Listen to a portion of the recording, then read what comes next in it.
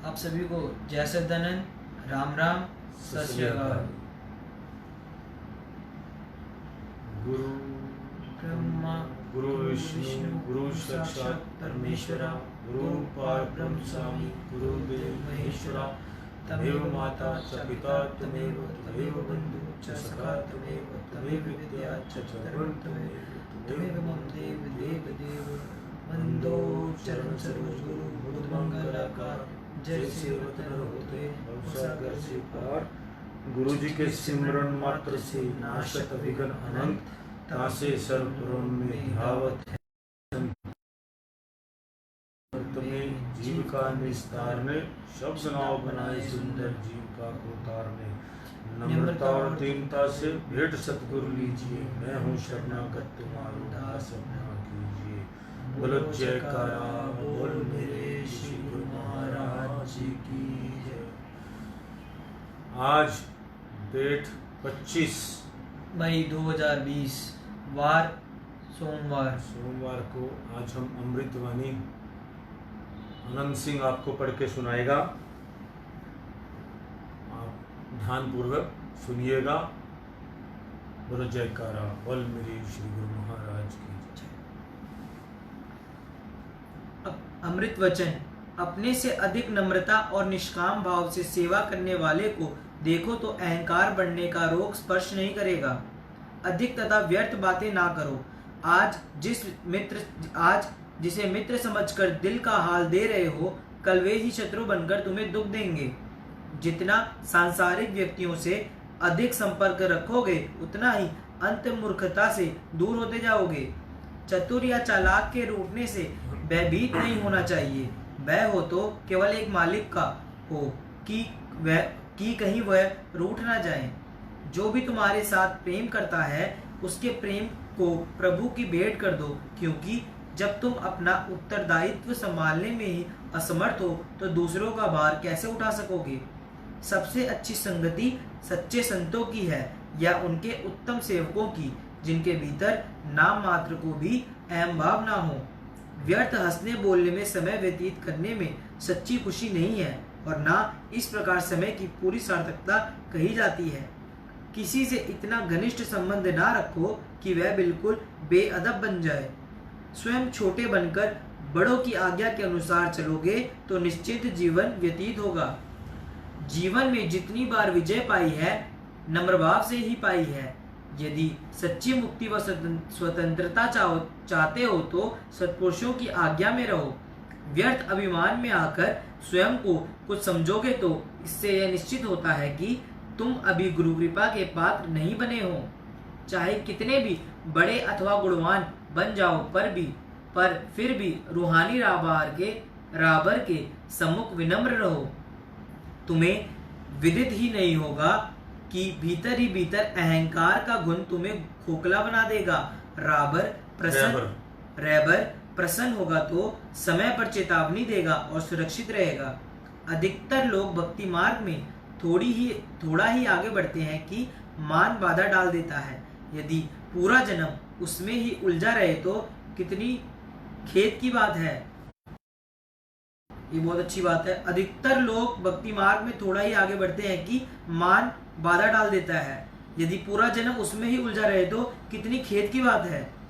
यह मत सोचो कि मैं भक्ति मार्ग में बहुत आगे बढ़ गया हूँ, आते ही पतन हो जाएगा। अभी तो यह मार्ग बड़ा लंबा और अति सूक्ष्म है।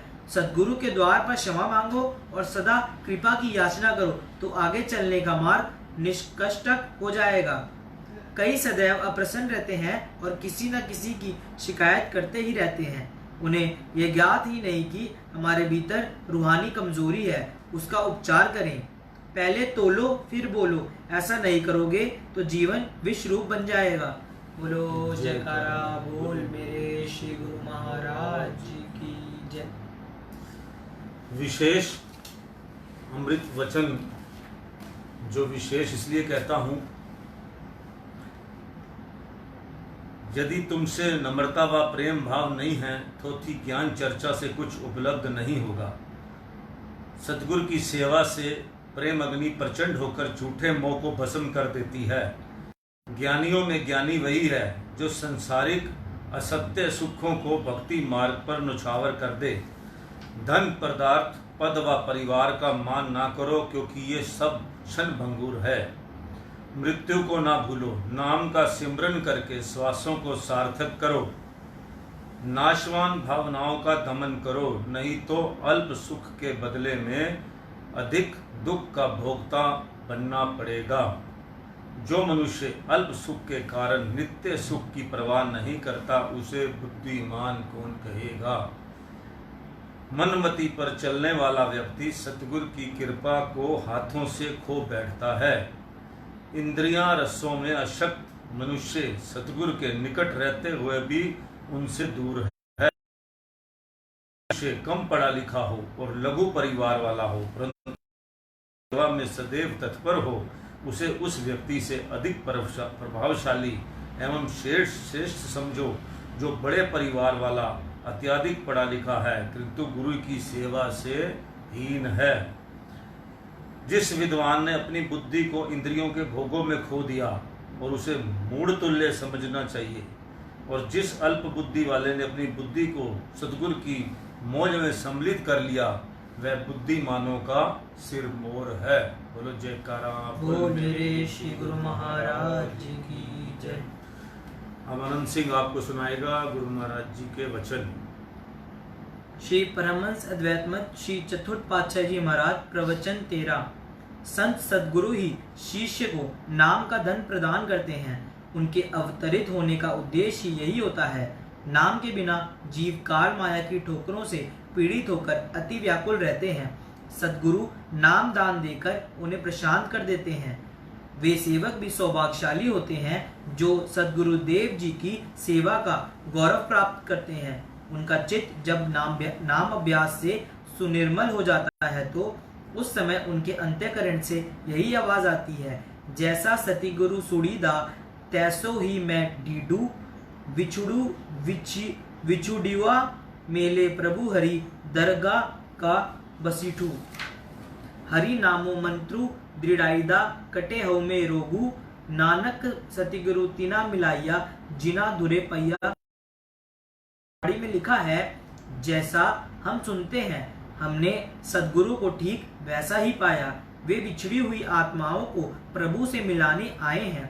सच्चे नाम का जाप कराकर अहम भावना का समूल नाश कर देते हैं। संत सत्पुरुष कथन करते हैं कि ऐसे संत सद्गुरुदेव जी से उन्हें उन्हीं आत्माओं का संबंध होता है जिन्हें पर ब्रह्मा का आदेश होता है। सार यह है कि पिछले अनेक जन्मों के शुभ कर्म जागते हैं, तब कहीं जाकर महापुरुषों के पांव होते हैं। जब तक आपके अच्छे कर्म जागृत नहीं होंगे तो महापुरुषों की प्राप्ति नहीं हो सकती। सौभाग्य से जिन्हें ऐसे संत सद्गुरुदेव जी की शरण मिल जावे, उनकी पावन संगति का सुअवसर मिल जाए, फिर उन्हें अपने मन को सद्गुरु की आज्ञा में दृढ़ रखना चाहिए। शेष सकल दायित्व सद्गुरु स्वयं संभाल लेते हैं। सद्गुरु ही जीव को सच्चे नाम का धन प्रदान करते हैं। प्रवचन 14। ग्रीष्म शुष्क देशों का जलवायु और अति शीत देशों का जलवायु क्रमश उष्ण और शीत होता है। सुगंधी की दुकान के समीप से निकलते हुए प्राणी का मस्तिष्क सुवासित हो उठता है, जबकि जड़ वस्तुओं की संगति अपने प्रभाव को डाले बिना नहीं रहती। तो क्या महापुरुषों का संग अपने प्रभाव से खाली रहेगा? कबीर संगत साध की जो गंदी की बास, जो कछु गंदी दे नहीं तो भी बात सुबास। सोचो और गंभीर विचार करो, जैसा संग करोगे वैसा रंग आएगा ही। संगति का प्रभाव निष्फल नहीं जाता। एक दुआ है, जिन जैसी संगत करी तैसो ही फल लीन, कदली बूंद एक गुड़ तीन। सीप गयो मोती भयो, कदली भयो कपूर, अही मुख गयो तो विष भयो, संगत को फल छूर। जो जिस संगति में विचरण करता है उसे वैसा ही फल मिलता है। जैसे एक स्वांति बूंद भिन्न भिन्न आधार पाकर अलग अलग ही रूप बदल गई। जब वह केले पर पड़ी तो कपूर बन गई, सीप में आई तो मोती बन गई।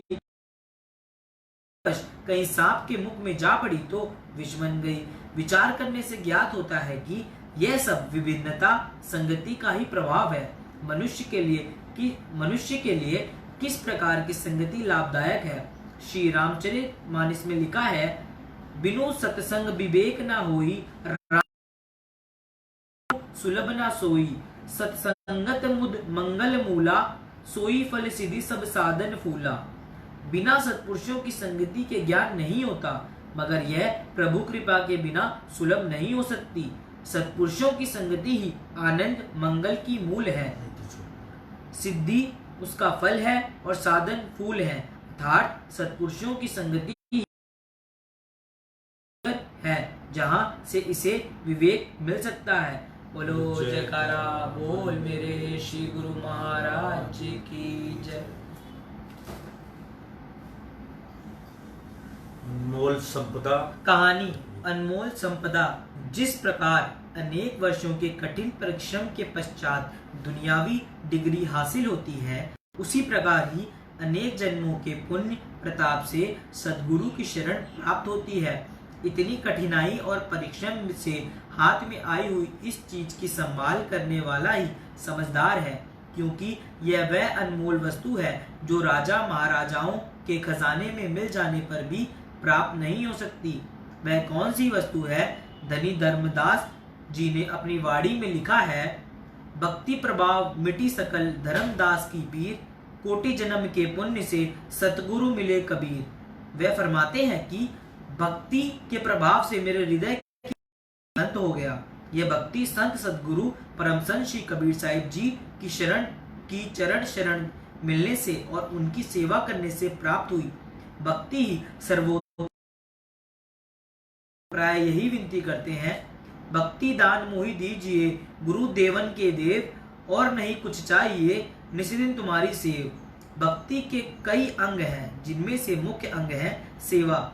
कथन करते हैं, गुरु की सेवा गुरु भक्ति है। विल्ला जाने कोई फरमाते हैं कि गुरु की सेवा ही गुरु भक्ति है, और यह कोई विल्ला ही जान स्वयं गुरु घर की सेवा करके लाभ उठाया है। उन गुरुमुखों की अनुभवी वाणियां इस सत्य की पुष्टि करती हैं। सेवा से मनुष्य का अंतःकरण शुद्ध होता है और उस निर्मल अंतःकरण ही ज्ञान का प्रकाश होता है। वक्त के संत सद्गुरु समय समय पर कोई न कोई ऐसी जिससे सेवकों को सेवा की अनमोल संपदा प्राप्त होती रहे और उनका जग में आने का प्रयोजन सफल हो सके। इसलिए सेवक को सदैव सेवा की ही मांग करनी चाहिए। बाकी चीजें तो सेवक के पीछे स्वतः ही चली आती हैं। यहाँ तक कि तीनों लोगों के स्वामी सद्गुरु भी सेवा से रीझकर अपने सेवकों के वश हो जाते हैं। गुरुवाणी में वर्णन आया है, सेवा करत होई निष्कामी, तिस कहू होत परापति सुआमी। निष्काम सेवा करता हुआ सेवक एक दिन अपने स्वामी से जा मिलता है। जिसे मालिक मिल गए फिर उसे किस बात की कमी। जैसे जड़ को पानी देने से पत्ते अपने आप हरे हो जाते हैं, वैसे ही सेवा करने से सब फल सहज में ही प्राप्त हो जाते हैं। गुरुवाणी आया है, चारी पदारथ जे को मागे, साध जना की सेवा लागे। संतों की सेवा करने से 4 पदार्थ मिलते हैं, जिनमें लोक परलोक के सभी दुख आ जाते हैं, सभी सुख आ जाते हैं। जिस सेवा से भक्ति की प्राप्ति हो, उस सेवा की तो गुरुमुख को सदैव मांग करनी चाहिए। पुनः वर्णन करते हैं कि सतिगुरु सेवही ता सुख पवाही, नाही ता जाएगा जन्मु गवाई। सत्पुरुषों की सेवा कमाने से ही सच्चे आनंद की प्राप्ति होती है, नहीं तो जन्म अकारत चला जाता है। जो गुरु की सेवा किए बिना भक्ति की मांग करता है, वह तो केवल पानी का मंथन करता है, जिससे कोई लाभ प्राप्त नहीं होता, अपितु समय ही नष्ट होता है। सेवक को सेवा की दात को सद्गुरु की विशेष अनुकंपा व उनका दिव्य प्रसाद समझना चाहिए। श्री गुरु नानक देव जी ने भाई लैणा जी के सिर के ऊपर गीले घास का गट्टर रखवा दिया। गुरु साहिब जी की धर्मपत्नी ने कहा, यह आपने क्या किया? उसके बहुमूल्य रेशमी कपड़ों को कीचड़ से लथपथ कर दिया।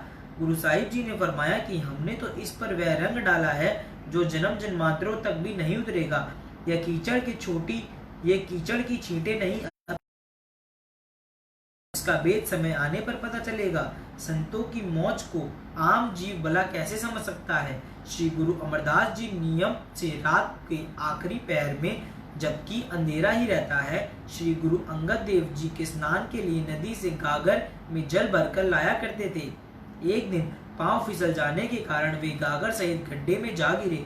आवाज सुन वहां समीप ही रह रही जुलाहिन के मुख से अनायास ही निकल पड़ा कि यह कोई निथावा ही होगा, अमरू निथावा ही होगा।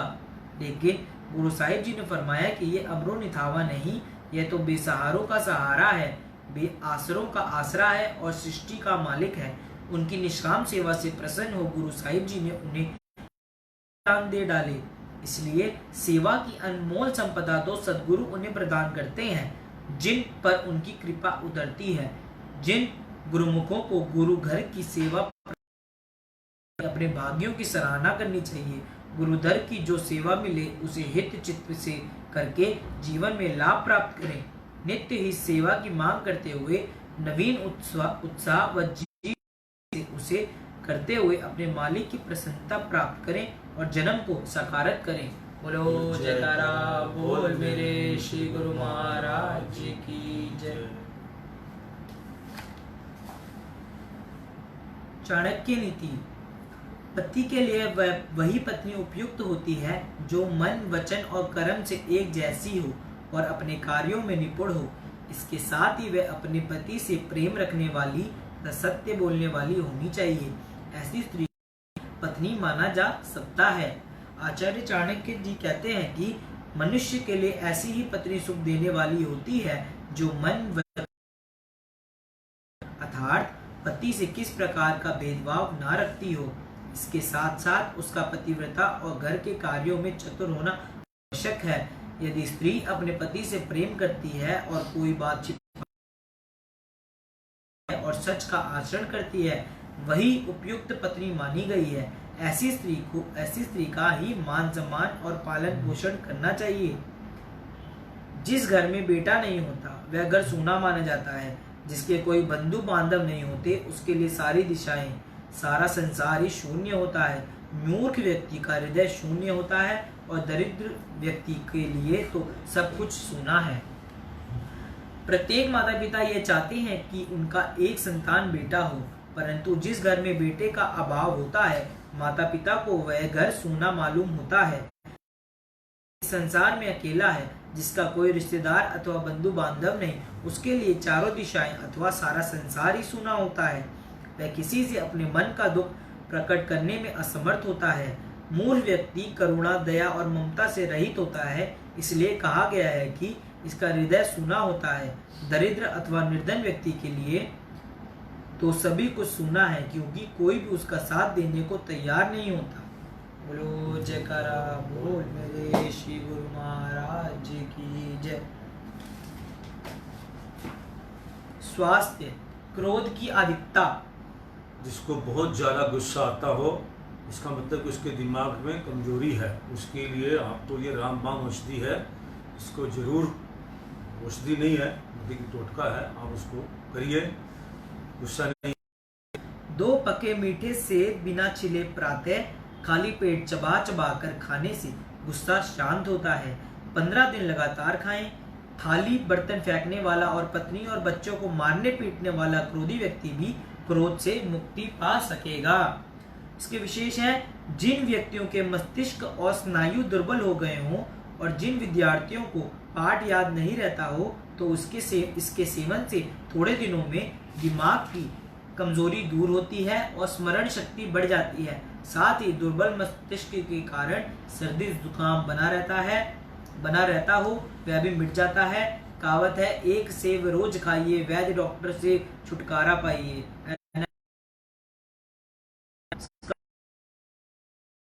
एक नग प्रतिदिन प्रातः काल खाएं और शाम को गुलकंद 1 चम्मच खाकर ऊपर क्रोध आना बंद होगा। बोलो जयकारा बोल मेरे श्री गुरु महाराज जी की जय। आज आप एक चीज देख रहे हैं कि आज कोरोना कितना बढ़ता जा रहा है और लोग उनसे, कोरोना पेशेंट से कितना डर रहे हैं।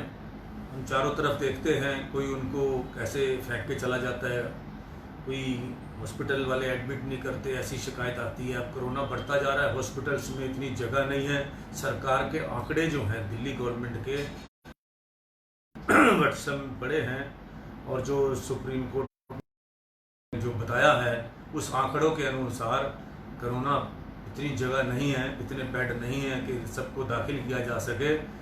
और ये बढ़ती जाएगी बीमारी, घर घर होगी, इसलिए किसी का मजाक ना उड़ाएं बनाएं। जब वो आते हैं फिर वैसे उनको जो है बड़ा लोग जो है इस तरह से दिखाते हैं, बड़ा मतलब कि ऐसी ऐसी कहानियां देखने को मिलती हैं, मन रोने को कर जाता है। आप कोरोना से डरो नहीं, उसके लिए मुकाबला करने के लिए तैयारी कर लो। आप ये सोच लो कि हमें, डॉक्टरों से मैंने डिस्कस करी है और भी कई लोगों से मैंने, जो नर्सिस वहाँ तो मेडिसिन देती हैं उनसे भी बात की है। तो आप लोगों जानकारी प्राप्त करो कि वहाँ हॉस्पिटल्स में केयर कैसे की जा रही है, क्या मेडिसिन दी जा रही है। उस मेडिसिन को आप वो ला के रखिए और एक कमरे में, अगर किसी घर में किसी को कोई प्रॉब्लम थोड़ी बहुत हो जाती है तो डॉक्टरों के जाने की बजाय जो अपनी फैमिली डॉक्टर करके आप घर में उनको मेडिसिन दें, ना कि उसको ये समझें कि ये कोरोना पेशेंट है। ये आप ये देखिए, पॉजिटिव बात देखिए कि ज़्यादातर पेशेंट ठीक हो रहे हैं और हम लोग जो है अपने घरों से अपने, ये कितनी गंदी भावना बनती जा रही है कि पेशेंट अगर घर में कोई कोरोना पॉजिटिव आ गया तो आप उसको ऐसे समझने लग जाते हैं कि अब ये मरेगा, इसको कहीं फेंकाओ। तो ये बड़ी गलत बात है। आप उससे पड़ोस अड़ोस वाले भी फिर, जबकि उस बंदे की मदद करनी चाहिए, चाहे कोई भी हो। मेडिसिन बहुत सारी इसके अंदर कामयाब हैं, तुलसी और ये आपका जो काढ़ा भी बता रहे हैं, तुलसी और काली मिर्च रोज साथ खाइए, इससे आपको कोई प्रॉब्लम नहीं होगी। हो जाए क्रोसिन वगैरह जो डॉक्टर दे रहे हैं, विटामिन सी दे रहे हैं, दे रहे हैं, और भी जो अपनी वो मलेरिया वाली दवाई है क्लोरीन वो दे रहे हैं। इस तरह करके आप डॉक्टरों से जो हॉस्पिटल में दिया जा रहा है आप प्रिकॉशन लीजिए। उसकी इमरजेंसी है कि हॉस्पिटल वाले आपको मना कर देंगे, कुछ ना कुछ हो जाएगा। मुझे नहीं लगता कि ऐसी इमरजेंसी आएगी। सबसे बड़ी बात है अपनी विल पावर बढ़ाइए। और ये जो है कि कोरोना आ जाएगा तो क्या हो जाएगा, हर है कमरा तो बिल्कुल तैयार ही रखिए कि कल को कुछ कोरोना हमारे घर में, सबको प्रॉब्लम आ सकती है। और उसको ठीक है कि उस पेशेंट को अलग खाना दीजिए, है जैसे हमारे यहाँ कभी जमाने में टीबी फैली थी तो उस टाइम बर्तन अलग रखते थे उसका। तो इसी तरह करके जो है, जो छूत की बीमारियां, जब एक चेचक का रोग फैला था तब छूत का था, तो उसमें थोड़ा सारा सिस्टम, मतलब इस तरह करके आप पेशेंट्स के साथ गलत, बिल्कुल ही नॉर्मल बंदा समझ के उसके साथ व्यवहार कीजिए। हाँ सिर्फ है, मैं आपको कितनी बात बताऊं, कितने लोगों को मैं ऐसे मिला हूं जो घर में जिनको पॉजिटिव था और वो क्वारंटीन होके अपने आप को ठीक करके भर दोबारा काम पे गए। ऐसे बहुत सारे लोग हैं और सबको होगा, ज्यादातर लोगों को होगा। जो WHO की रिपोर्ट अंदर से आ रही है, 2.5 करोड़ लोगों को बताया गया कि इफेक्ट होंगे लोग जो है, ये थोड़ा के सारे मर जाएंगे। इसको ऐसी नहीं मृत्यु कोई हो रही, और तो जो होते ही है, कोई हार्ट अटैक से मरता है, कोई वैसे मरता है। अफवाह मत फैलाइए, जो अफवाह फैलाने वाले व्यवहार हो गया, ये हो गया, वो हो गया, ऐसे नहीं है। सभी मानव हैं और इन सारे इतनी पेशेंस रखिए, किसी अस्पताल कर्मी से लड़िए नहीं, झगड़िए नहीं, आराम से रिक्वेस्ट कीजिए। वो भी है। तो मैं आपको एक रिक्वेस्ट करता हूं कि जो दिल्ली में जिस हिसाब से कोरोना बढ़ता जा रहा है और पूरे इंडिया में जिस हिसाब से बढ़ेगा भी जो बताया जा रहा है, और जो बातें आ रही है मैं तो आपको वही बताता हूँ, कोई मैं अपने पल्ले से नहीं बताता। लेकिन मैं ये कहता हूँ कोरोना से लड़ने की विल पावर बना लीजिए, मेंटली प्रिपेयर्ड हो जाइए कि हमारे घर में किसी को भी हो सकता है और हमें कैसा कैसा उसके साथ व्यवहार करना। ये मत सोचो कि दूसरे के घर में हो गया, हमारे घर में नहीं होगा, भूल जाइए इस बात को, कुछ भी हो सकता है। तो ये नहीं कि उसको जो है आप उसको एक तरह का डर पैदा कर लो और उसको सेवा मत करो, उसको रोटी मत दो, वैसे कीजिए और मेडिसिन दीजिए साथ में। जो बात कीजिए अपने फैमिली डॉक्टर से बात कीजिए। और मैं सभी डॉक्टरों से रिक्वेस्ट करता हूं कि वो इसका इलाज जो प्रॉपर अस्पतालों में हो रहा है, वो अपने अपने सब जो पेशेंट कोई आपको फोन करे तो वो इलाज उनको जरूर बताएं। ये एक बहुत सच्ची सेवा है, कोई बताने में घिस नहीं जाएंगे, पैसे ना मिले कोई बात नहीं, एडवाइजरी जो है वो आप दे सकते हैं। जो हॉस्पिटल्स में हमारे भी परिवार में डॉक्टर हैं जो एडवाइस कर रहे हैं और जो है डॉक्टरों के एडवाइस वगैरह जो जो भी वहां हो रहा है उसकी नॉलेज जरूर रखिए कि ये मत सोचो कि आंखें बंद मत करो कबूतर की तरह। पूरे देश ने आंखें बंद कर ली हैं कबूतर की तरह। इंटेलिजेंट पढ़े लिखे लोग हैं सारे हिंदुस्तान, अनपढ़ भी जो है एक बात को समझ ले, किसी को भी हो सकता है, किसी के घर में हो सकता है, उसको अलग क्वारंटीन कीजिए, उसकी अस्पतालों पर डिपेंड मत होइए और वहां पे कोई सेवा नहीं करेगा पे आप कसूर करोगे, क्योंकि इतना ज्यादा पेशेंट हो जाएगा तो कहां से इतना लंबा चौड़ा सिस्टम बना रखा है वैसे मोदी जी ने, लेकिन जो है कि हर आदमी के लिए एक आदमी। तो इस तरह करके आप इसको सेल्फ ठीक करना है। आपको मैंने एक बात बताई थी, ये बीमारी अचानक एक रिच कंट्री से शुरू हुई, चाइना से, जिनके पास साधन थे, सिस्टम था, उसके बाद ये अमेरिका चली गई, अमेरिका कनाडा जो और ये जो है अपना इटली से फ्रांस, ये सारी रिच कंट्रियों में गई। वहाँ रिच कंट्रियों के हिसाब से उनको डील किया गया, जबकि मुझे अगर ये कंट्री से बीमारी चलती तो शायद ये इतने ज्यादा सिस्टम भी नहीं करने पड़ते और ये इसका साधनी तरीका कुछ और होता। हमें अपनी कंट्री की चद्दर के हिसाब से पांव फसारने हैं और उसको खाने पीने में जो है अच्छा बरतें, बाजार का मत खाएं, तला मला नहीं खाएं। इस कोरोना से आप पूरी तरह मुक्त हो पाएंगे और कोरोना में रहकर ही जीना सीख लो। सब ठीक होके आ रहे हैं, मैक्सिमम लोग ठीक होके आ रहे हैं। बहुत बिरला जो उम्र से ज्यादा है उसको कोई और उसकी डेथ हो रही है, या कोई अस्वाभाविक ऐसी कोई एक आधी घटना देखी है मैंने, जो किसी जवान डेथ हुई है, शायद उसको लगता है कि डर भी ऐसी प्रॉब्लम है जिससे हार्ट अटैक हो जाता है। तो ऐसी कोई अफवाह फैलानी, कोरोना को एक नॉर्मल लीजिए, हो गया तो हो गया, ठीक है जी, कोई 10 दिन में आ रहा है, कोई 5 दिन में आ रहा है, कोई 10 दिन, तो इस तरह करके ये ठीक होने वाली बात है।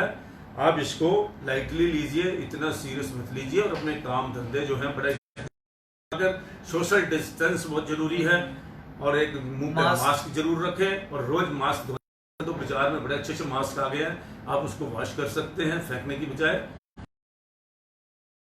क्योंकि वो फिर कहीं और जाएंगे। कुछ अपना धोने वाला ले लो, 30 रुपए के करीब जो है रिटेल में मिलता है, अच्छे मास्क मिलते हैं। तो इसलिए हम रूम में बैठे इसलिए नहीं लगा रखा हमने, क्योंकि हमारे यहाँ बड़ा ध्यान रखते हैं। तो इस तरह सारा सिस्टम जो है बना हुआ है। तो इस तरह करके मैंने आपको एक कहानी और गुरु महाराज जी की सुनानी थी, लेकिन वक्त ज्यादा हो गया है। अब मैं आपको ये जो है अपनी वो थी गुरु महाराज जी की बहुत अच्छी कहानी, आप सुनिए जरूर। तो मैं आपको कल सुनाऊंगा इसको जो है, इसलिए आज जो है आज आपसे छुट्टी लेता हूँ। कई लोग हमें रिक्वेस्ट करते हैं कि वीडियो आपकी लंबी, जिस वजह से जो है हम, लेकिन हम क्या करें, हम जब शुरू करते हैं तो थोड़ा कहना चाहिए। 10 मिनट तो आदमी के सुनने में ही, उसमें ही लग जाते हैं, मूड बनने में ही कि आज भक्ति की बात कर रहे हैं, तो आपको थोड़ा सा और 20, 25, 30 मिनट बात करने में लग जाते हैं। तो सत्संग तो वैसे होता भी 1 घंटे का ही है।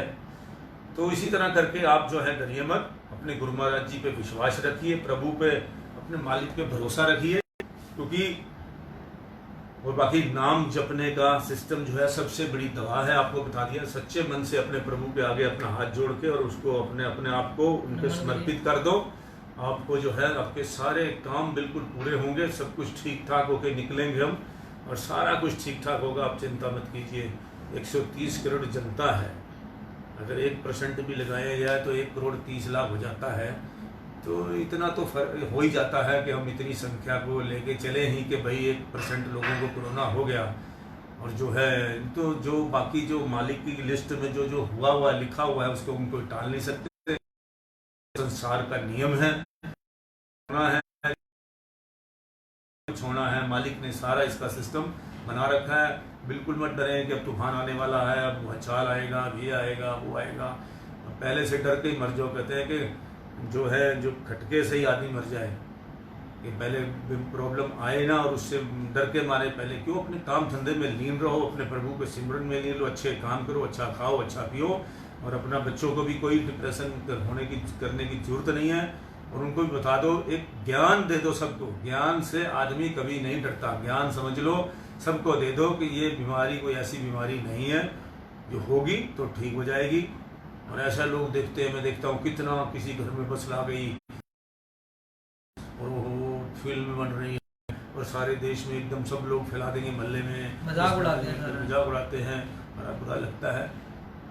उल्टा उनकी मदद कीजिए। आप किसी परिवार में कोई प्रॉब्लम आ गई है, मर नहीं जाओगे, क्योंकि जो मौत लिखी है मालिक के हाथ में। आपको कल भी मैंने कहा था, जब मरना जीना लिखा है, मरना तो सबने, किसी ने आगे और किसी ने कैसे मरना है, किसी ने कैसे मरना है। तो हम क्यों इन चीज़ों में चक्कर में पड़ रहे हैं।